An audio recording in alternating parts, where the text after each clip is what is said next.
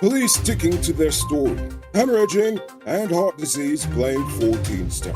Oil continues to pump economic growth. And government after government wastes billions on failed projects.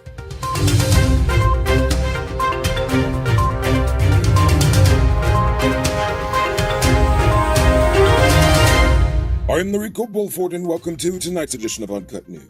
Yesterday, 26-year-old Clarence Green, the alleged brickdam arsonist, denied confessing to the crime and claims he was forced to sign a confession despite not knowing how to read. Nevertheless, the GPF dismissed the accusation. They say that there was no written statement. Instead, they have a video confession. They continue to claim that the media reports are nothing more than an attempt to undermine the investigations. But to prove that they did in fact obtain a video confession, they said it would be prepared for a court presentation. A massive brain bleed and heart disease have been listed as the cause of death for 14-year-old Joshua Henry. On Monday, Henry collapsed and died shortly after he was administered a second dose of the Pfizer vaccine. The post-mortem found signs of brain hemorrhaging. Additionally, it was reported that he was diagnosed with a previous heart condition.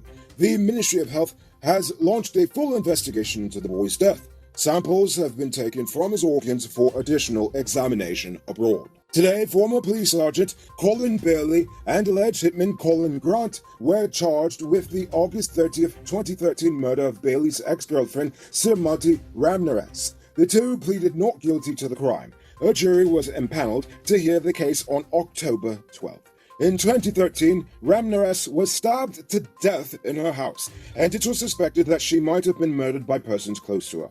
The police force reopened the case in 2015 and arrested Grant, who allegedly claimed that he was paid by Bailey to kill the woman and to remove the device that stored her surveillance footage. The family of Orrin Boston said there has been no contact from the police to update them on the investigation. Boston's widow, Fiona Boston, said that she has literally heard nothing from the police since the night they burst into her home and murdered her husband in front of her without any good reason. According to the police, the investigation by the Office of Professional Responsibility was completed and forwarded to the chairman of the Police Complaints Authority since September 23rd. Are you one of the chosen few that benefits from duty-free?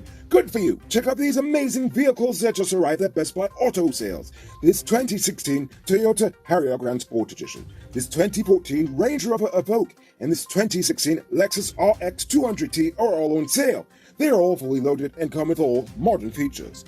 Call or WhatsApp 662-0844 for more info, or visit their showrooms at Lot 171 Peter Street, Queenstown, or Lot 2 Lamar Street, and tell them Rico sent you to get in on this sweet deal. Over in Suriname, the police are looking for a Guyanese accented fraudster who impersonated First Lady Arya Ali. On Monday, they arrested a man for fraud, embezzlement, and theft of a necklace and bracelet. According to reports, the suspect and a Guyanese woman defrauded several jewelers by calling them pretending to be Arya Ali and her brother.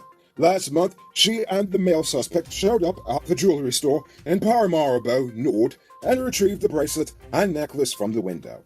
Then, when no one was looking, the man disappeared with the jewelry. When the cops caught him, he admitted to having sold the items for 600,000 SRD.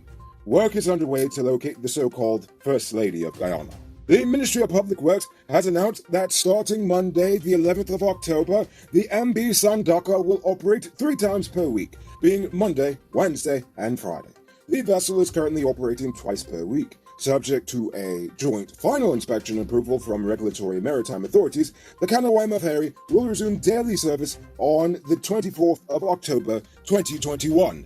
And just like all other border crossings, only those with vaccination records will be allowed in. Guyana's rapidly increasing oil sector continues to drive the country's economic growth. Already for the first half of this year, Guyana's GDP grew by 14.5%, while the non-oil GDP is 4.8%. However, the widespread flooding across the country earlier this year and the ongoing impact of the pandemic are being blamed for several non-oil sectors not performing well. The Media Finance Report noted that the agriculture, forestry, and fishing industries have contracted by 2.4%. Sugar declined 22.4% in the first half of this year. The rice sector saw growth of about 7.8%, while mining grew by 23.1%, and petroleum increased by 65.4%. Boom! My name is Mudwater from Guyana Uncut. I have a big truck. Note, I didn't say I have the big truck. I have a big truck. When I need affordable parts for my truck, I only go to one place. Powered Automotive Truck Spares and Engine Parts. They stock parts for DAF, Freightliner, International, and Mack trucks. Also, all genuine Cummins engine spares. They're also the authorized dealer in Guyana for Hammer parts. And as a wise man once said, don't DPS. Get your engine parts from Patsep. Call 697-0171 for inquiries and tell them Mudwater send you. Boom out! It's now time for today's Rona Report. Today, the nation recorded 250 new cases. There are now 816 persons dead, 34 in the ICU, 3,553 in home isolation, and the total number of confirmed cases around the nation now stands at 32,951. So please, people, wash your hands frequently. Avoid touching your nose and mouth and mask up before you leave the house. When you do leave home, try to avoid enclosed spaces and large crowds, and remember to give 6 feet of space between you and others.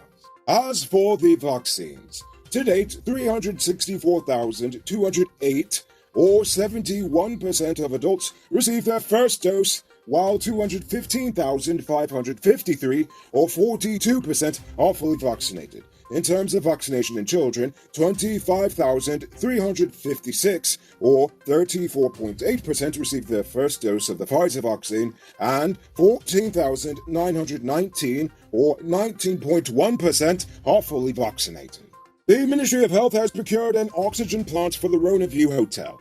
As you already know, oxygen is critical for persons hospitalized with the virus. So, this reduces the cost of oxygen consumption since they bought the system. There are currently 136 people hospitalized with the virus, and of this number, 81 patients currently require oxygen. They didn't say how much it currently costs the ministry to purchase oxygen, nor did they divulge the price of the plant, but a typical small-scale hospital setup can be anywhere from $2 to $5 million. And now for our stupid news of the day. You know what I think is stupid? The Ministry of Agriculture has been forced to spend $25 million to upgrade and refurbish a $50 million facility that has been out of service for over 13 years. In 2018, the Guyana Rice Development Board spent $50 million of taxpayer money to construct a seed paddy facility at Les Beholden, Blackbush Polder.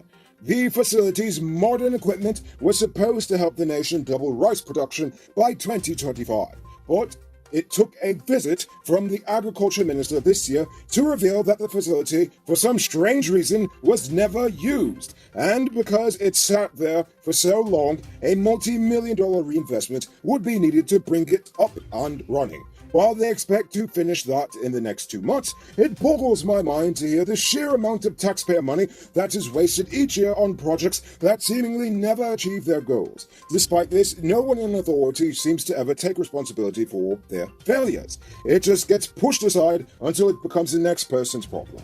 People need to push the government to be more transparent about its operations and allow independent organizations and think tanks, as well as individuals who are concerned, to actually analyze what is going on.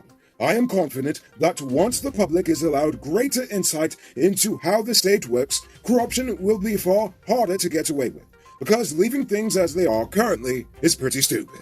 Don't miss the grand 50% off sale and get a free 1-month Digital Prime bundle plan. Available at City Mall, Starbrook Square, Regis and Light Street, Marcy Turkine and Marcy Providence. Shop early, limited stocks available. Moving on to our Uncut News Views poll question of the day. Every day we pose a question about current events in Guyana, the region, the diaspora, and how you feel it relates to us. So you give your responses, and we'll read the best ones in the following episode. Yesterday's question was, do you agree with the decision to send the fire chief home? Jason Cox says, until the fire chief's accrued annual vacation leave is over, we cannot really see him being sent on leave as some kind of disciplinary measure for the Brickdam fire. As far as I am concerned, the man out a big fire, so he catching rest now. Well, that's one way of looking at it. Lorem Ipsum says, yes, I agree with sending the fire chief home. We must hold all public servants responsible for their actions and inactions. If we don't, what hope do we have on improving conditions in our country? Good point. Michelle Alfonso says, I do not agree with the sending home of the fire chief. A more thorough investigation should have been made before using the fire chief as a scapegoat. Period. I also agree with that point, Michelle. Desert Rose Diaz said, indeed, send him home. If he can't justify what really happened, this story makes no sense. And finally, Tanisha Porter says, no, I don't agree with sending the fire chief home. Guyana has an outdated emergency response system that needs the government's full attention. And in my opinion, fire stations outposts should be posted to serve 3 to 5 communities for faster response time. Oh, I just love when you get a diversity of answers for our questions like this. It shows that you're all thinking.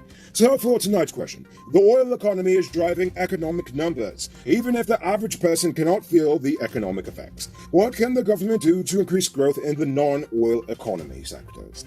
Think about that question and tell us in the comments below. If your response is good enough, we just might feature it in our next episode. Anyway, that's all the time we have for tonight. Check us out tomorrow for another. Until then, I'm Rico Bulford saying good night, folks. Hey, Uncut News viewers, thanks for watching. You can subscribe by clicking on this button over here, or click over there for more news. You can also drop a comment to let me know if you've made it to the end of the video. Goodbye for now.